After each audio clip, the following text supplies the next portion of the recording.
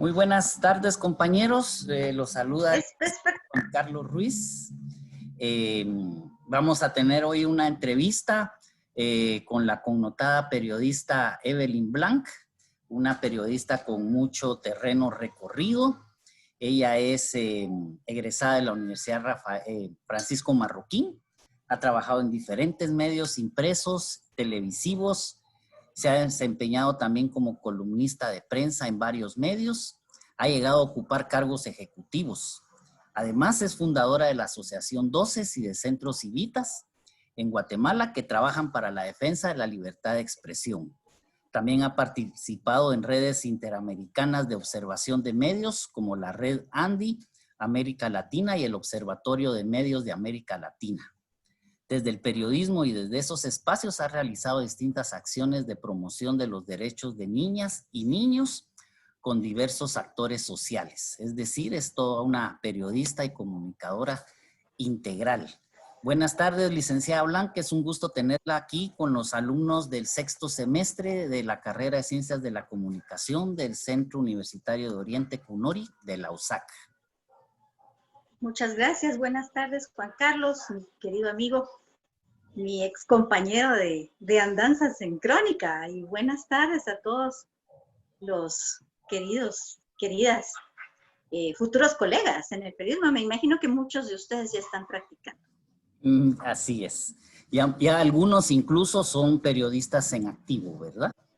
Así es, es un gusto tenerte con nosotros y quisiera que nos platicaras un poco sobre lo que es la entrevista como género periodístico. Perfecto. La entrevista en realidad yo diría que es fundamental, es una de las herramientas más fundamentales en el ejercicio periodístico. Entonces, la entrevista, por ejemplo, la tenemos como eso, en tanto herramienta, en tanto te da la materia prima para construir piezas informativas de distintos géneros, hasta las entrevistas que son un género en sí mismas. Estamos hablando de aquellas entrevistas que requieren de mucha habilidad en el manejo del lenguaje, como la entrevista de semblanza, como la entrevista de investigación, que se presentan como piezas aisladas en sí mismas y que son históricas incluso, y hay entrevistas que uno todavía puede leer de autores famosos de hace 50 o 60 años y uno las disfruta.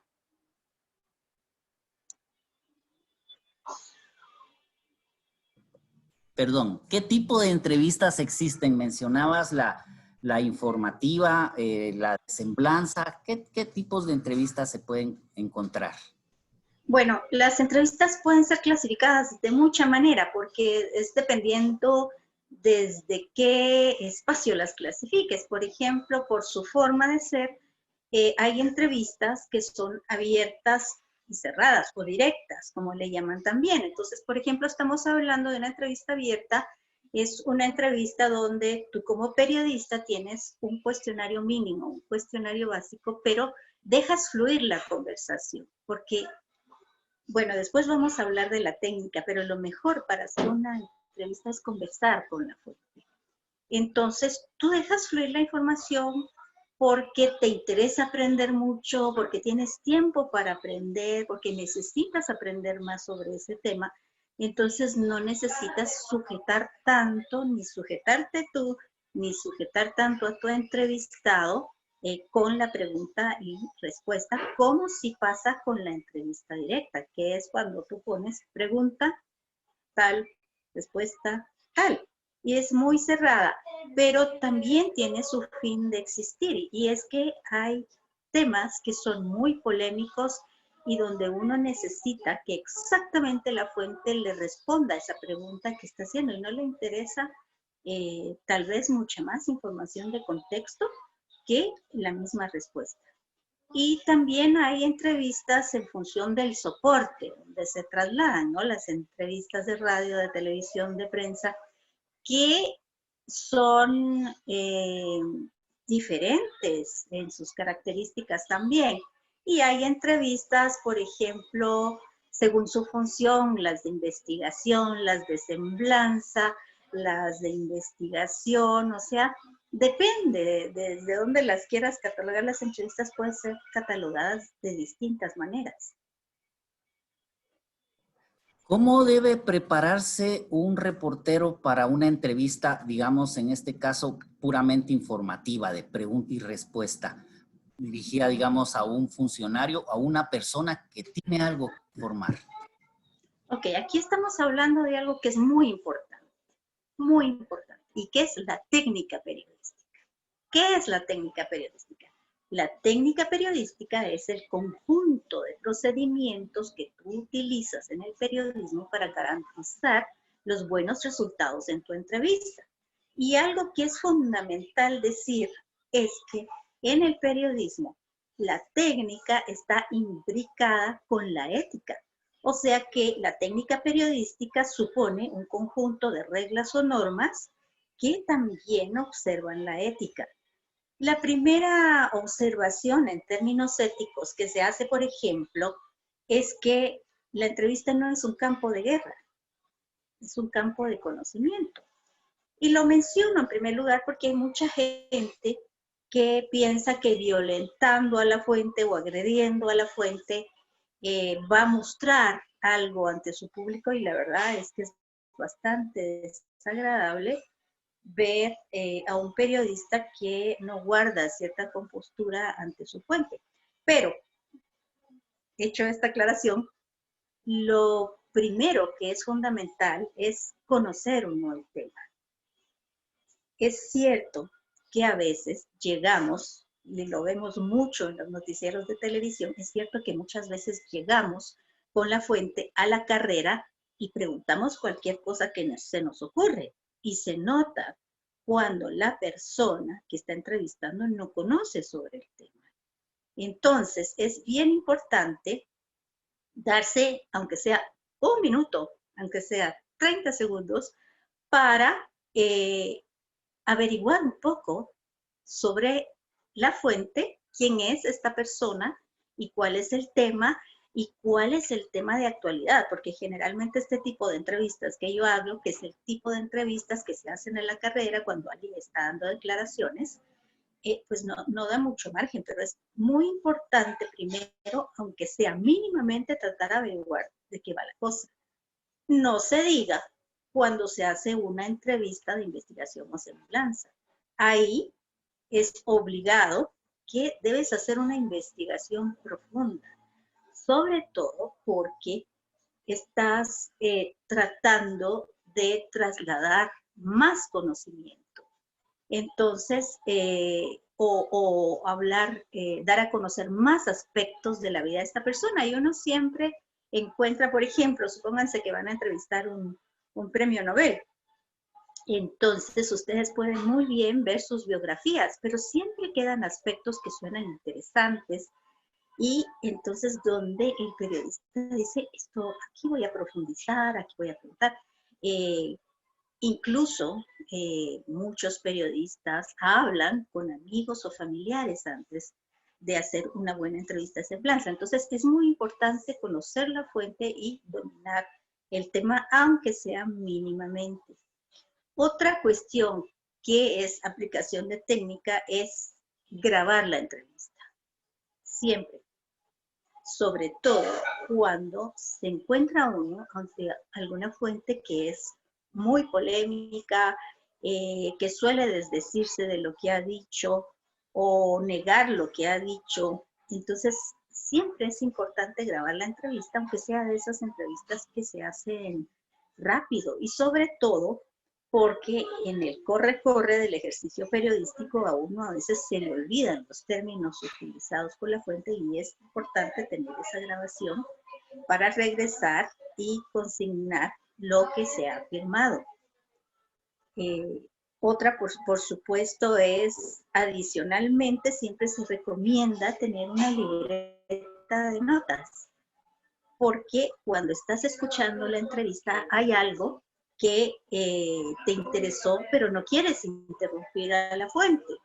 Entonces, vas anotando para poder repreguntar posteriormente.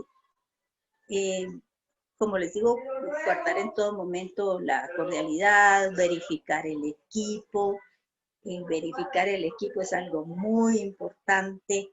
Hay veces que tienes una entrevista con gente importante y resulta que el equipo falla y has perdido una oportunidad de oro. Entonces, eso es obligado, verificar que el equipo esté en buena condición. Si hay una entrevista radiofónica, por supuesto, tienes que verificar que vas a hacer la entrevista en un ambiente no muy ruidoso. O sea, por supuesto que tienes que verificar que la calidad del audio sea buena. Lo mismo sucede con una entrevista en televisión. Ahí ya no solo es el audio, es la imagen, ¿verdad? Entonces, incluso ver que la imagen de tu entrevistado no se empaste con la pared. O sea, son un sinnúmero de recomendaciones técnicas más para lograr la calidad de imagen y de audio que se requiere en este caso. Bueno, y así realmente hay muchas técnicas dependiendo del tipo de entrevista que se hace. Licenciada Blanca, a la hora de redactar, muchos, quizás por ahorrar tiempo, quizás por ahorrarse trabajo, acostumbran, yo miré mucho de esto, llegar a la redacción, transcribir la entrevista y publicarla tal como se dio, en el orden cronológico en el que se dio. ¿Es esto apropiado o debe uno mover las preguntas, cambiar las respuestas? ¿Cómo debe hacerse?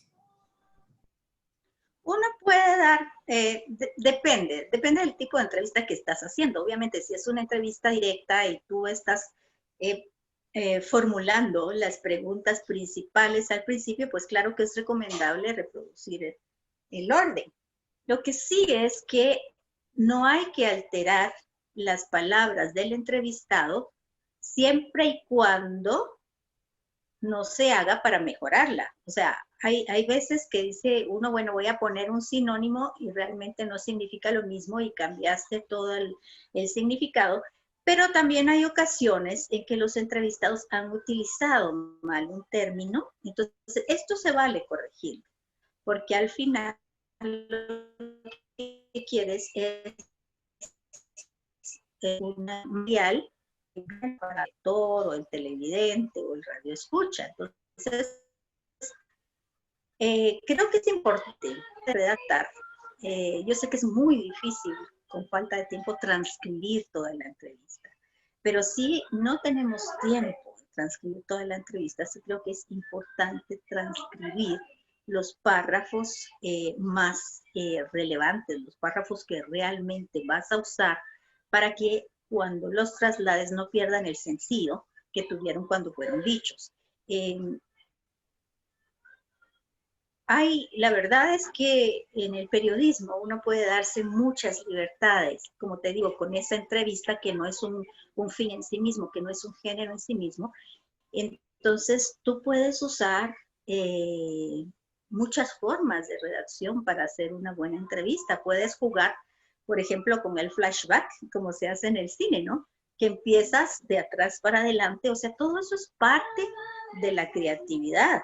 No hay que regirse a estos esquemas rígidos.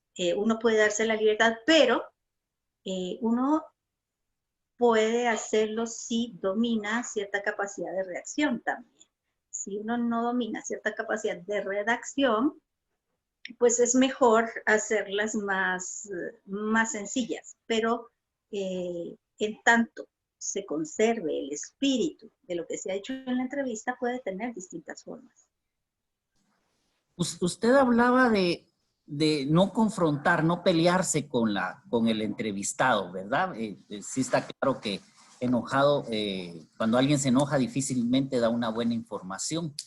Exacto. En el caso de lo que los periodistas que desean figurar y desean meterse a una discusión académica con el entrevistado y poner sus opiniones dentro de la entrevista para demostrar que sabe él también, que él domina el tema. ¿Es aconsejable eso? Eso siempre la persona, el destinatario de la entrevista, siempre lo va a percibir. Entonces, creo que lo que debe primar es incluso cuando el entrevistado o la entrevistada son personas muy difíciles. Y eso pasa a todo. Yo creo que las personas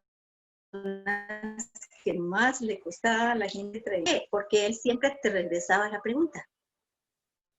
Y tú le preguntabas, por ejemplo, general, ¿qué piensa usted de tal situación? ¿Y usted qué piensa? Y la gente simple y sencillamente se congelaba, ¿verdad? Y entonces también hay técnicas para trabajar con este tipo de entrevistados difíciles, ¿verdad? Entonces, en vez de quedarte en el ¿usted qué piensa? Congelado, es decir, no, la opinión que nos interesa escuchar es la suya, ¿verdad? Entonces, hay formas de lidiar con este tipo de entrevistados que son prepotentes, que son abusivos. Incluso hay recomendaciones, ¿verdad? Por ejemplo, una de las recomendaciones más importantes para lidiar con entrevistados que sabemos que van a ser difíciles es empezar con temas livianos y es ir manejándose entre el tema liviano y el tema grueso para que poco a poco vaya entrando en confianza con el entrevistado. Porque tú puedes sacar mucho de una entrevista si tu entrevistado está confiando en ti. Esto me lleva a platicar un poco de cómo debe ser el trato entre entrevistador y entrevistado. Se ha visto muchas veces que fuera de lo laboral existe una amistad entre el entrevistado y el entrevistador, y algunos suelen querer hacer ver esa amistad, la existencia de esa amistad, y empieza un trato de mucha confianza. ¿Cómo debe redactarse realmente? ¿Debe de darse mostrarse esa confianza o siempre debe haber un respeto de entrevistado a entrevistador? Sí, yo creo que aquí estamos hablando de un tema de credibilidad y la credibilidad puede perderse si el público que está viendo, leyendo, escuchando la entrevista siente que hay demasiada relación amistosa entre fuente y entrevistador y entonces se preguntará, bueno, realmente le estará tapando algo o yo creo que es un tema de credibilidad y lo más recomendable es que siempre se haga este trato cordial, gentil y formal, aunque, como dices, uno conozca a las personas desde hace 20, 30 y 40 años, pero es sobre todo por asunto de credibilidad. ¿Hay algunas excepciones para esto? Yo he notado, por ejemplo, que en deportes las entrevistas son más de confianza, tratan de vos o de tú al jugador, aunque el jugador no lo haga con el entrevistador. Es válido, el deportes es algo especial, ¿no? Como que se puede decir lo que quiera. Deportes es un género que construye dioses. Cuando uno analiza las formas discursivas del deporte, entiendes por qué hay tanta adrenalina y tanta emoción, porque es un discurso que construye realmente figuras muy emblemáticas, casi que como dioses, como personas sobrenaturales. Entonces, el género de periodismo deportivo es, como tú dices, es especial,